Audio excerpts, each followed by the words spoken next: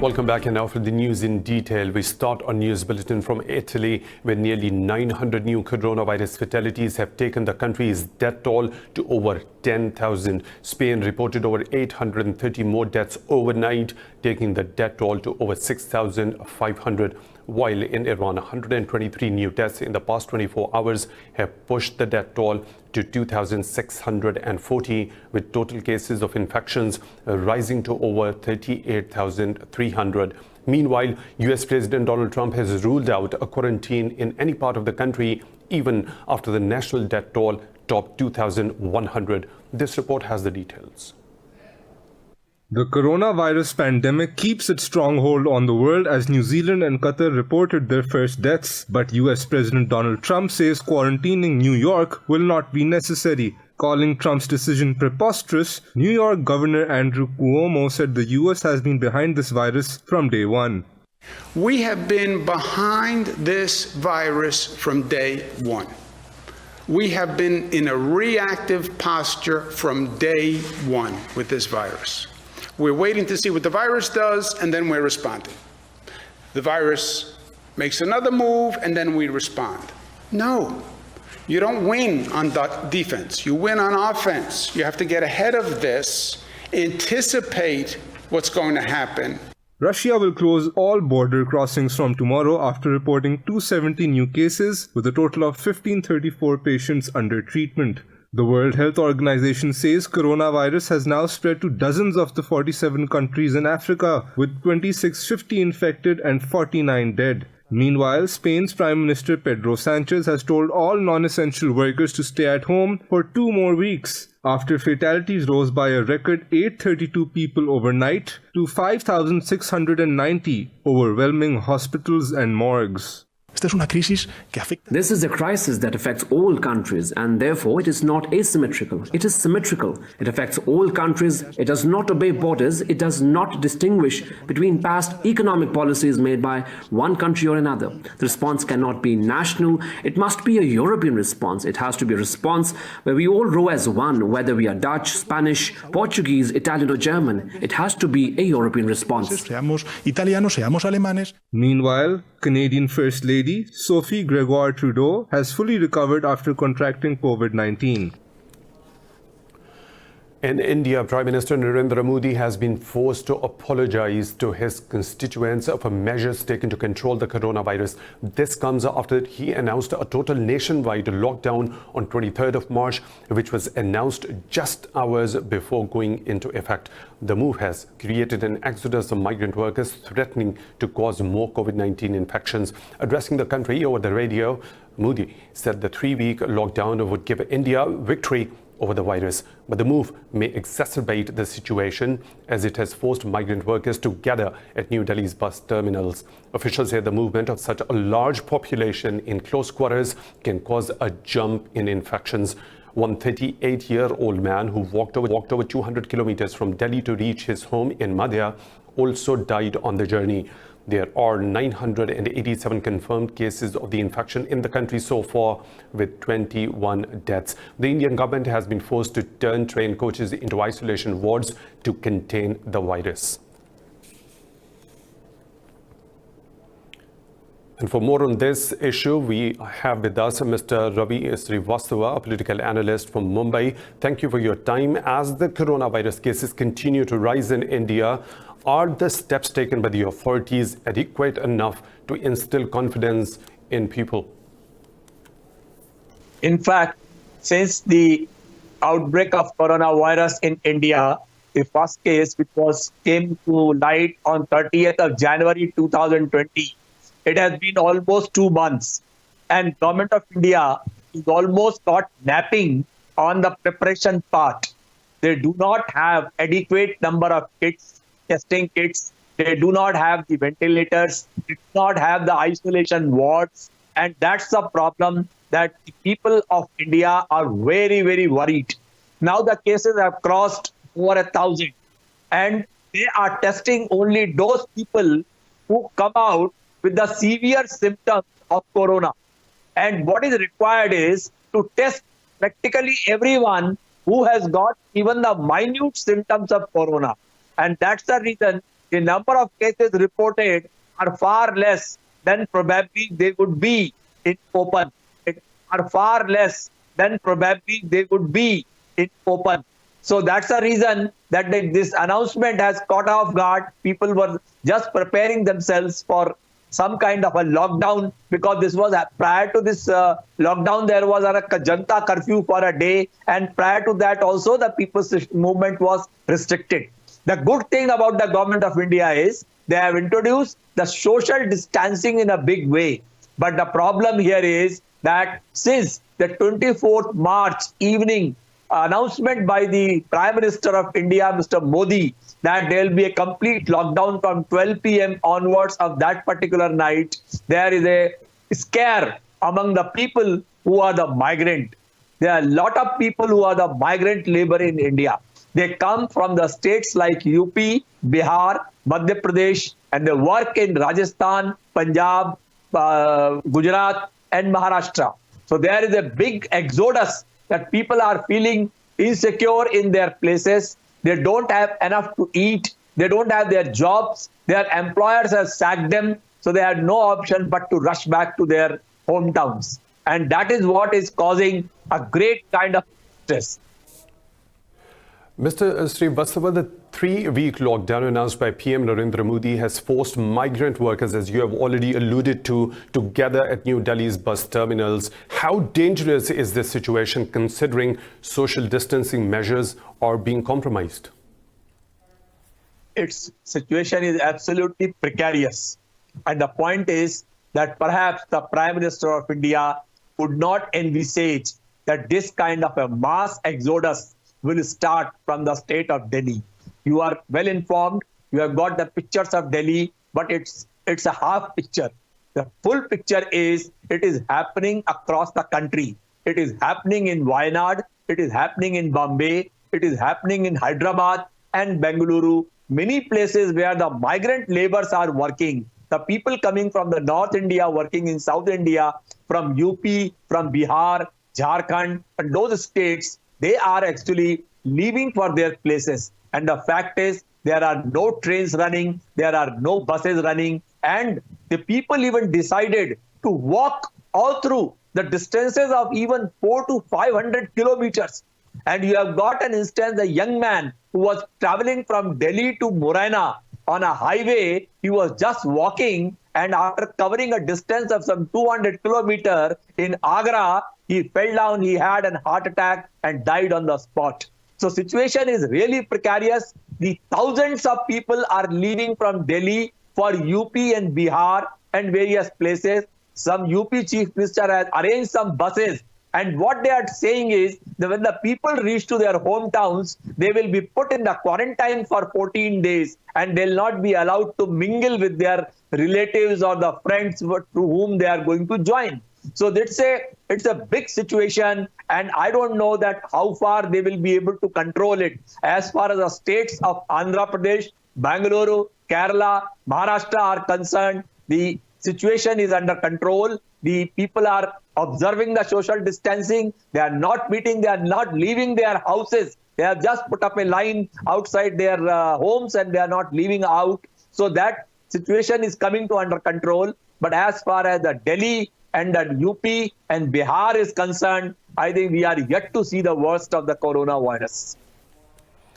Mr. Srivastava, political analyst joining us from Mumbai. Thank you very much for your time. We really appreciate that. Now moving on, Pakistan has urged India to immediately lift its curfew in Kashmir as the occupied valley has reported 2 deaths from the coronavirus. In a statement, Pakistan's Foreign Office said Islamabad is deeply concerned over Indian actions in Kashmir. It also called for the release of thousands of Kashmiris detained by the Indian forces following its illegal annexation of Kashmir on 5th of August. The Foreign Office says several Hurriyat leaders are being detained in Indian jails illegally. It said when the world is fighting the worst global health emergency in recent history, Indian troops continue adding to the suffering of Kashmiris. Islamabad urged the international community to help stop Indian atrocities in Kashmir. Staying in Pakistan, 28 people have so far recovered from the deadly COVID-19 as the country battles with the pandemic. Ministry of Health has reported total 13 deaths across the country as one patient died in the last 24 hours. New coronavirus infections across Pakistan have reached over 1,500 after provinces restricted the movement of citizens. Ministry of Health Services said 31 new cases were reported in the past 24 hours, while 11 patients are critical. The data shows 481 infections in Sindh, 558 in Punjab, 138 in Balochistan, 188 in KP, 116 in Gilgit-Baltistan, and 43 in capital Islamabad. Earlier, the government announced that the country's eastern and the western borders will remain closed for 2 more weeks. Meanwhile, another special plane of China carrying medical supplies has arrived at Islamabad airport. More stories to follow right after a short break. Stay tuned.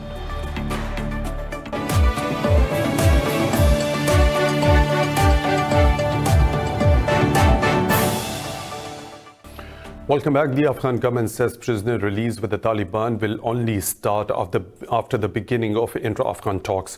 At a press conference in Kabul, President Ashraf Ghani's spokesperson Wahid Umar said the Taliban should not make excuses to avoid the dialogue. He said the Taliban are deliberately creating hurdles for talks by raising objection to Kabul's negotiating team.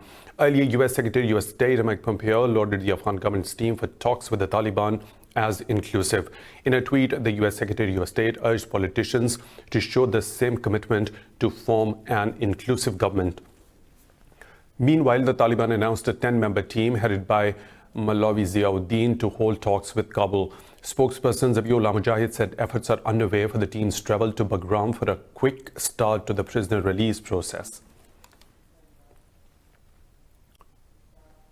In Iraq, the US-led coalition has withdrawn from a military base in Kirkuk as part of a reduction of foreign troops in the country. In a statement, the coalition said over 300 soldiers have departed the base. It said the equipment, which is worth over $1 million, has also been transferred to the Iraqis. The K1 air base is the third site coalition forces have handed over to the Iraqi military this month. The base has hosted coalition forces since 2017 to launch operations against ISIS in nearby mountainous areas. The EU has called for an immediate ceasefire in Syria to deal with the novel coronavirus. In a statement, EU spokesman Peter Stano said Idlib is vulnerable to the virus because of the large number of displaced people. He said the warring sides must end hostilities to protect the already struggling population. The UN has also called for a nationwide ceasefire as the country reported its first coronavirus case earlier this week. Meanwhile, Abu Dhabi Crown Prince Sheikh Mohammed bin Zayed Al Nahyan and Syrian President Bashar al-Assad discussed the COVID-19. On a phone call, Sheikh Mohammed said that Syria would not be left alone in these critical times. Saudi Arabia says it has intercepted 2 ballistic missiles fired by Houthis over capital Riyadh and the southern Jizan city. Yemen's Saudi-led coalition spokesperson Colonel Turki al-Maliki says no deaths have been recorded so far. Al-Maliki said debris of the neutralized missiles fell on the residential areas in both the cities. He said this escalation by Houthi militia reflects they do not want a ceasefire and de-escalation. Saudi state-run media said US Patriot missile defense systems were used in the interception. Houthi rebels claim the missiles were fired by air defenses to repel a formation of coalition warplanes attacking Sana'a.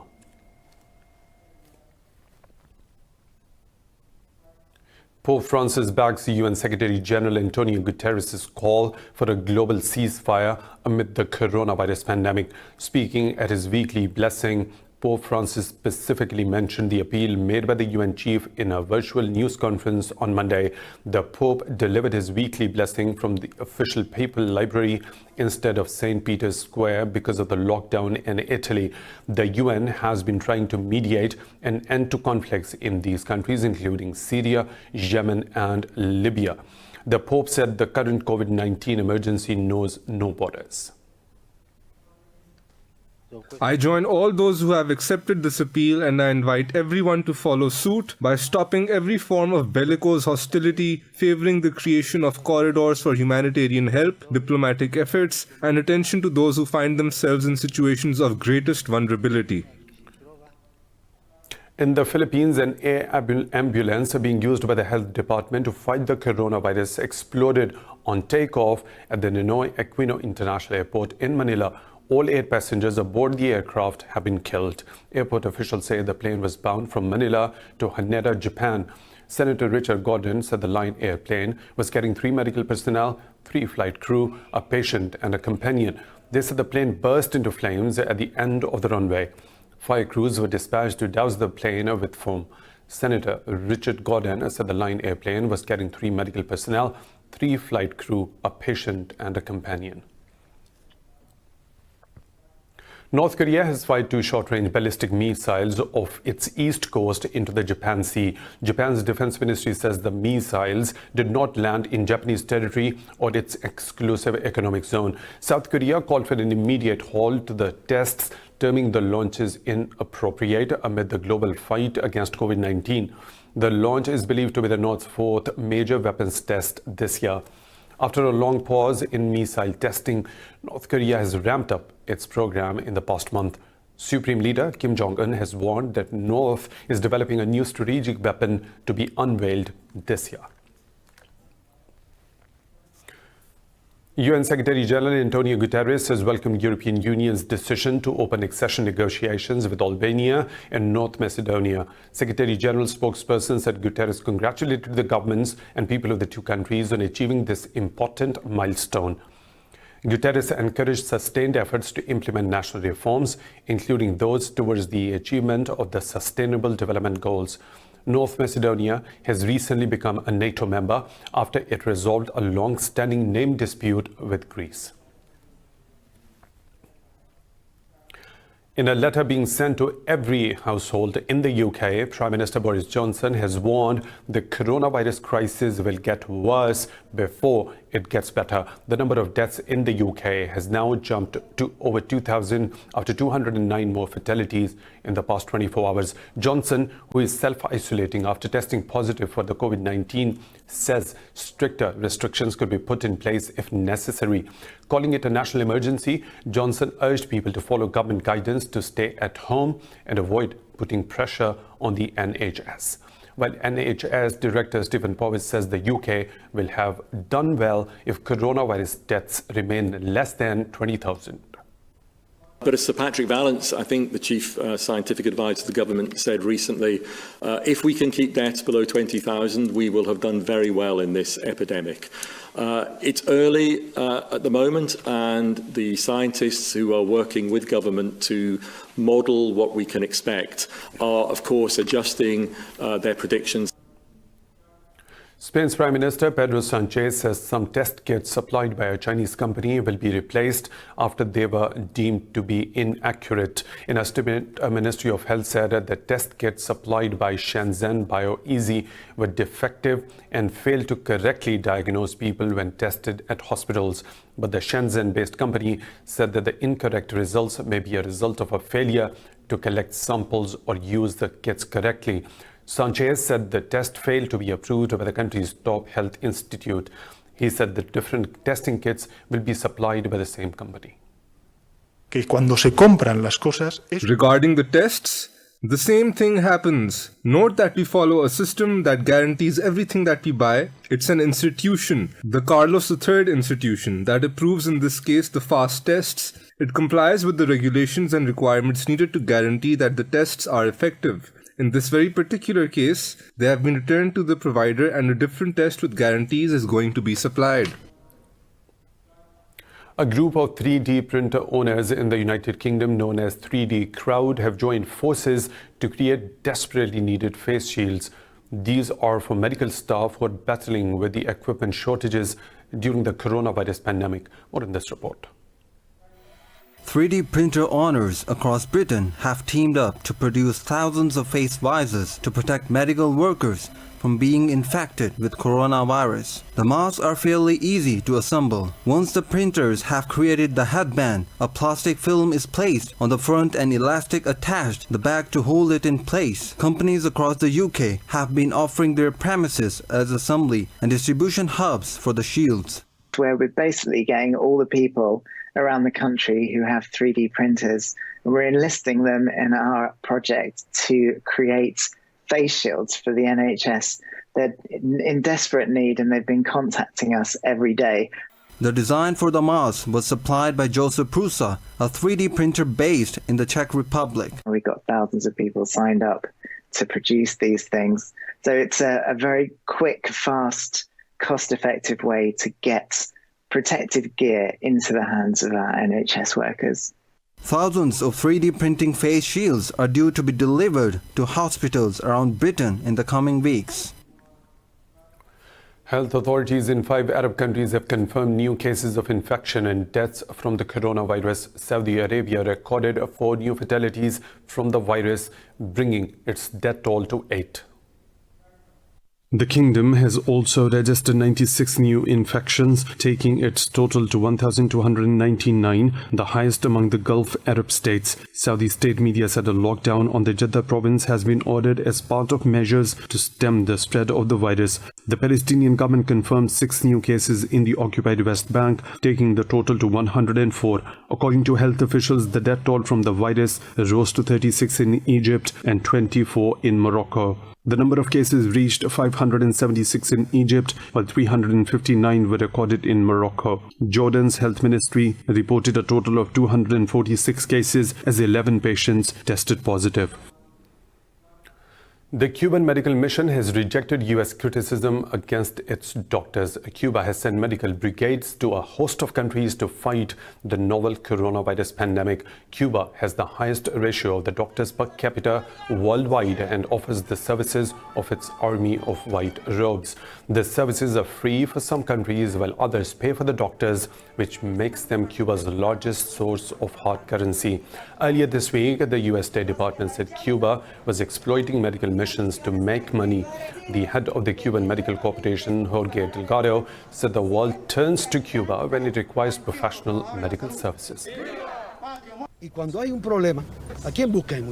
When there is a problem, who do they look for in many places? Cuba.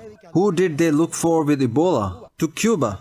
To go to give direct medical attention to patients who died. To Cuba. Someone will have given money, but the one who provided the high-quality professional human resources was Cuba. And those who are the slaves, the ones who send them to save lives? Which slaves save lives in the world? They are people who go spontaneously and voluntarily to fulfill mission. Con personas que van espontáneas. Malians are voting in long-delayed parliamentary elections hours after the country recorded its first coronavirus death. This comes after the abduction of the leading opposition figure who is believed to be in the hands of the militants. The government says there were security fears about the vote even before the war-torn West African country recorded its first coronavirus infection. It says some 200,000 people displaced by the daily violence in the center and north will not be able to vote. The poll will elect new MPs to the 147-seat National Assembly for the first time since 2013. A second round of polls is scheduled for April the 19th. More stories to follow, but right after a short break. Stay tuned.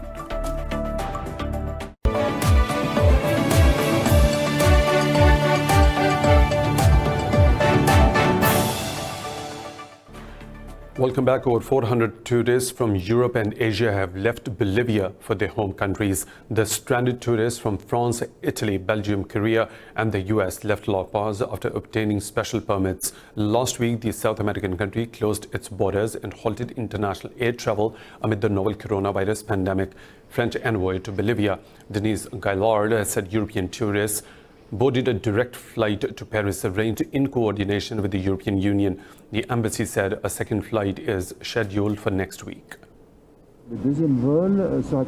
The first and second flights are intended to bring French and European tourists who have been stranded in Bolivia, in places like Uyuni, Copacabana and Cochabamba. to bring them to La Paz and Santa Cruz and afterwards let them leave for Europe.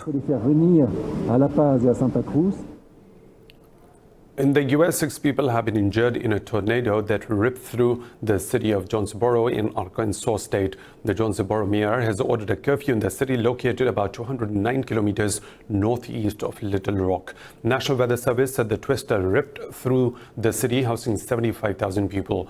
The Jonesboro police chief said rescue crews made 3 sweeps looking for anyone in need of assistance before focusing on a cleanup. Authorities said the tornado wrecked buildings and flipped cars, while the local airport reported one turned-over airplane and damaged hangars.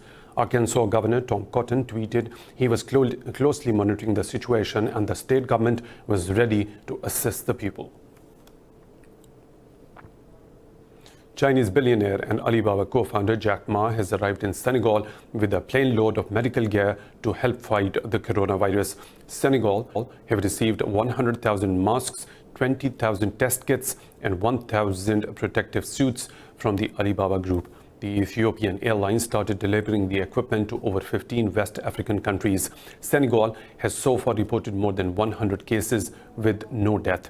The number of cases across Africa is relatively low as compared to parts of Asia and Europe.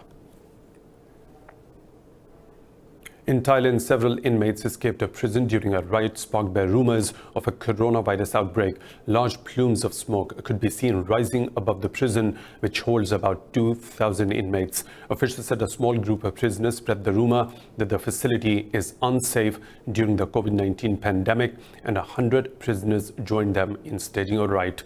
They also set fire to the prison canteen. The government has stopped all the prison visits since 18th of March in an attempt to stop the virus from spreading across correctional facilities. Restrictions on movement have been imposed in several of Thailand's provinces as the total number of cases reached 1,388. Japan has criticized the head of the World Health Organization, accusing him of being incapable of managing the ongoing coronavirus crisis. Speaking in Tokyo, Deputy Prime Minister Taro Aso slammed Tedros Ghebreyesus for his inadequate evaluation of the initial outbreak in China. He also noted an online petition signed by 635 people so far, demanding the resignation of Tedros. More than 1,600 cases of infection have been confirmed in the country, excluding 712 cases from the Diamond Princess cruise ship. 52 people have died, excluding 10 from the cruise ship.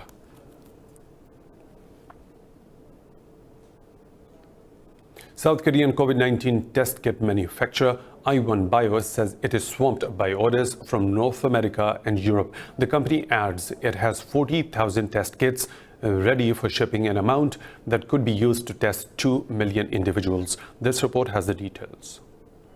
After Seoul's successful containment of the coronavirus, testing kits manufactured in the country have become a major export. 47 countries have reached out to South Korea asking to import COVID-19 diagnostic tools. Another 39 nations have requested them as humanitarian aid. The only problem is keeping up with the orders. We are waiting for approvals of clinical tests from the United States, Italy, Switzerland and Mexico. And once we get green lights, we will ship off at least 40,000 test kits, amount that can run 2 million tests to those countries. Some countries also requested the kits without clinical tests. We expect the demand of our kits will be more than 5 million tests. Biotech startup I1 Kits will be more than 5 million tests. Biotech startup I1 Bio is just one of several companies mass-producing COVID-19 testing kits in South Korea. Despite having plenty of local competition, I1 Bio employees are regularly working overtime to keep up with the orders. I left the office after midnight yesterday because they are in different time zones. My staff and I were working all night at home and here these days.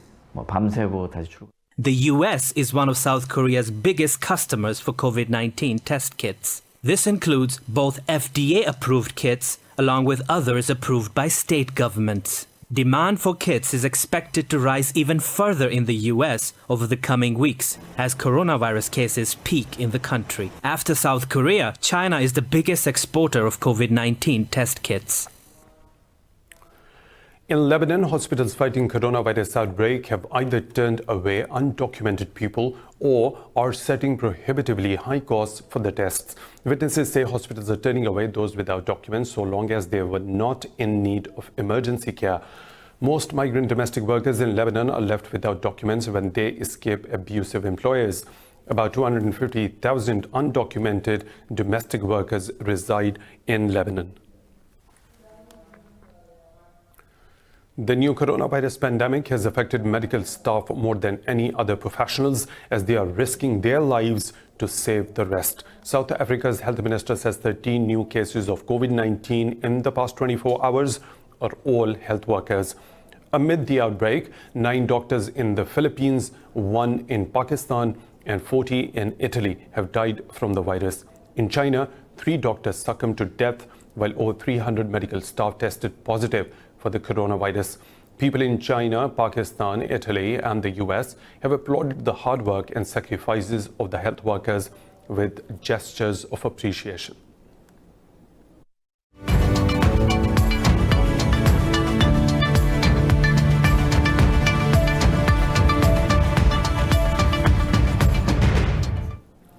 Italy has approved a new package to help those worst hit by the coronavirus crisis. This includes supplying shopping vouchers and food packages. Prime Minister Giuseppe Conte says $4.8 billion will be readily available for the mayors to deal with their citizens' needs.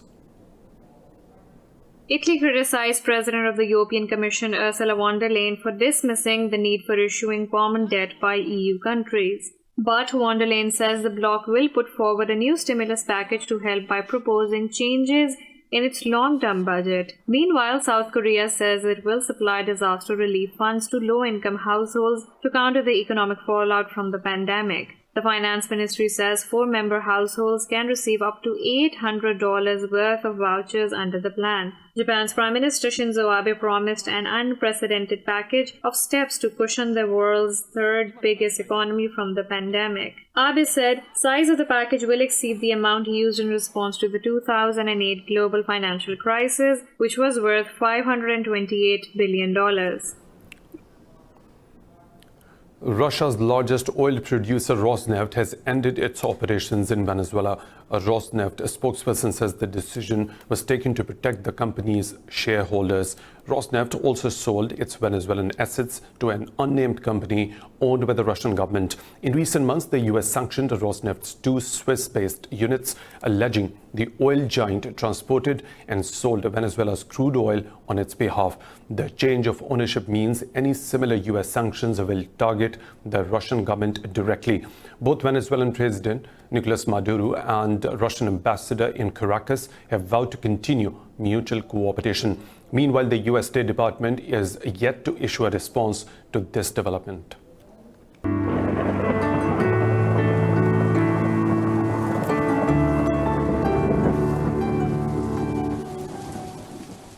And now the weather situation from around the globe.